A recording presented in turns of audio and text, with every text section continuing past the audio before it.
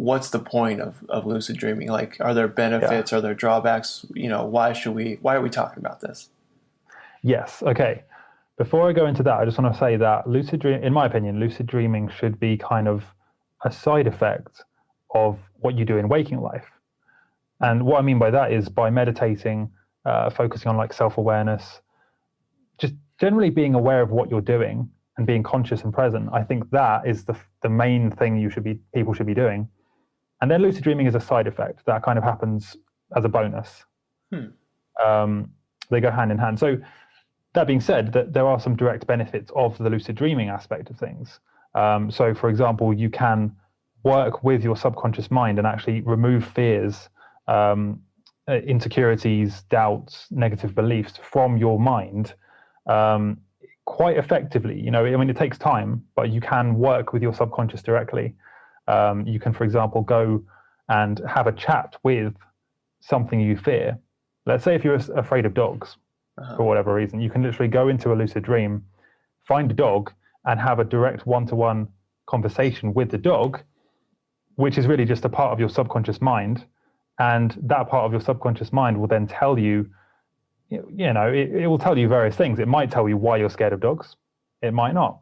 But you can have that interaction directly. You can work directly with your own mind as if you were kind of walking around inside your own head, because that's kind of what you're doing. You're walking around inside your own mind. So if there is a deep hidden insecurity in your mind somewhere, which for most people there is somewhere, right? You're able to actually talk to that aspect of your mind, interact with it, and actually ask it questions.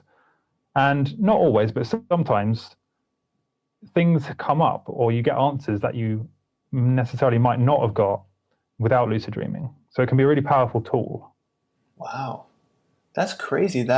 So you can use that as a tool to like kind of improve yourself. So does that mean that you're going, like, for example, for yourself, do you go to bed with like an agenda of like, tonight I'm talking to the dog?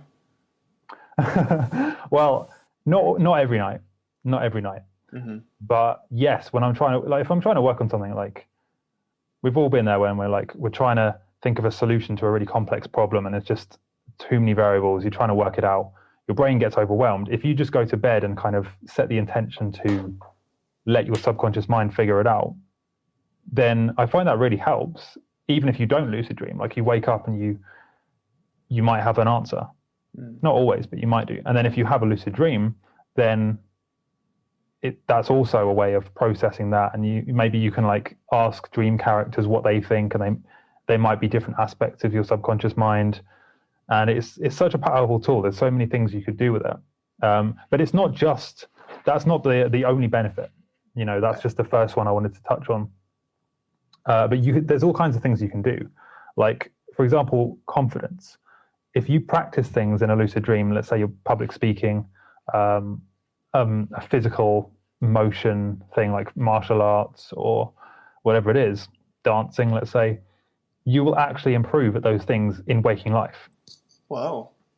So it's kind of a way of hacking your mind and getting extra time that you would have just been asleep, not using, if you weren't lucid dreaming, let's say.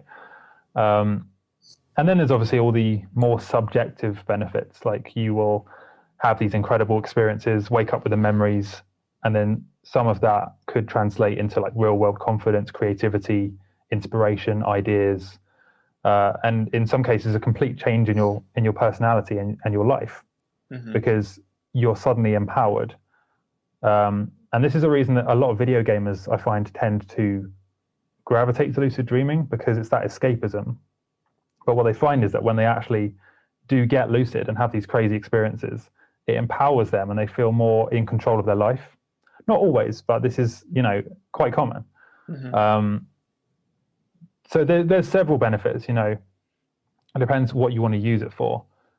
And then you have on the deeper, kind of more spiritual level, you can get down to kind of more awareness in your waking life and being more in control of your emotions, your reality, not just in the dream, but in waking life as well.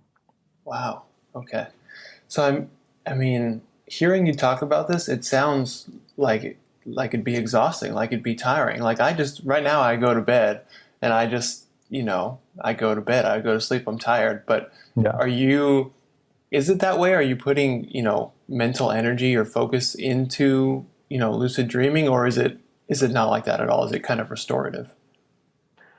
It depends on kind of the technique you're using. And I don't know if you want me to go into techniques later, I can, but if you just go to bed and then sleep, the whole night uninterrupted and happen to have a lucid dream, it won't make you any more tired. Sometimes I feel like subjectively, obviously I've not studied this, subjectively, I feel more awake when I wake up after a lucid dream because I'm so excited. I've got this kind of empowered emotions running through me. That being said, there's a technique called the wake back to bed technique, WBTB, which is where you target the last sleep cycle of the night, which is when your REM sleep is the longest. And I can get on to explaining like basics of sleep cycles in a minute.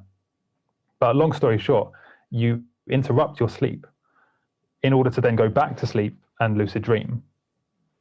Oh. And by doing that, you cut your sleep in half, not in half, but you cut your sleep into different chunks. And that makes you more tired the next day. But that's not really linked to the lucid dreaming aspect. That's just because of the technique you use to have a lucid dream. I see. It's just related to the method of having to wake yourself up to get there. I see. Yes, exactly. Yeah. Okay. And I mean, aside from kind of the benefits of that, of being able to, I mean, can you kind of compare it to being able to like talk to your subconscious mind? Is that what it is? You can ask it questions? Yes, exactly. But the responses you get are very unpredictable because it's your subconscious mind. So even if you think you're going to get a sensible response, you might actually get a really random response. But then later on, when you interpret that or when you write it down when you wake up, then it makes sense. But in the moment, it might feel like, what the hell is going on here? I don't know why this is happening. But then some other times it is more direct. Other times it is literally just you talk to the dog. The dog says, yeah, you're scared of me because a dog chased you when you were 6. And it's like an uncertain thing. You're scared of it because you don't understand. It's something like that. It might be really direct, but then it might be also symbolic. Like you talk to the dog and then suddenly you're both on a different planet and you have to interpret it later and work out why that happened. I see.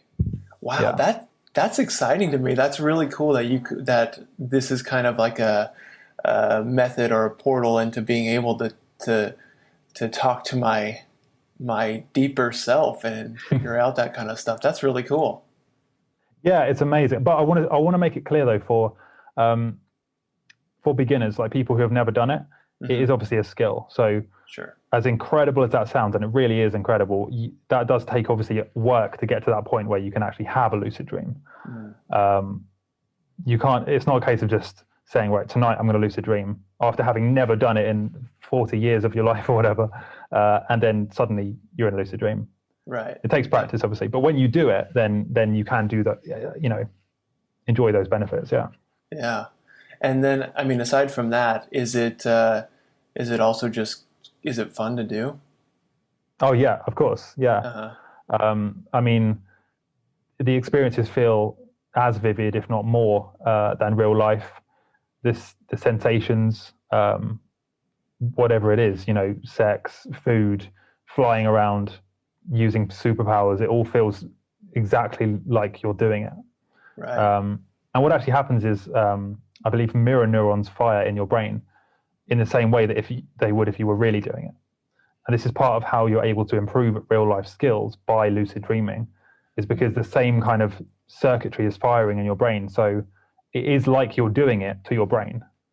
It's only when you wake up that you can say, oh, actually, that was a dream.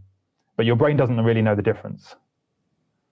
That is really cool. So, and you mentioned video games before, like just picturing this, is it kind of like you're in, a Sims game and you're controlling your character and you can do whatever you want, but rather than having to look through, a TV screen, you're like actually in this video game and you get all the experiences?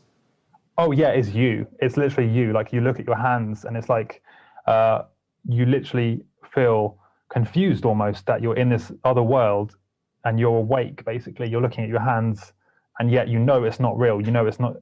It's a dream. Hmm. But then, interestingly, some people actually dream in third person. So they will have a lucid dream and be above themselves, like a video game character. You know, where they see themselves walking around. You know. But Wow. yeah, I find most people tend to dream in first person. That's what I do. Hmm. But yeah, Man, that alone just sounds like worth doing this. It sounds so fun. Okay, so that's cool. I get all that now. Should we dive into maybe how to get into this, how to get started? yeah, sure. So Hey, thanks for watching this video. This is my dog, Murphy, and these are dog treats. Now I'll give Murphy one of these dog treats, and all you have to do is press the like button. Just press that little like button right down there at the bottom of this video, and this sweet, adorable, cute little puppy gets a treat. All thanks to you. Alright, you did it? Okay, I believe you if you said you did it. There you go, Murph. She got that treat because of you. Now, I'll eat one of these treats. And all you have to do is click that subscribe button right there, pointing to it. Just click that subscribe button, subscribe to Curiosityness with me, Travis DeRose. Get lots of good video, and I'll eat this treat. All right, you did that too? That's not very good. Bro, not very good.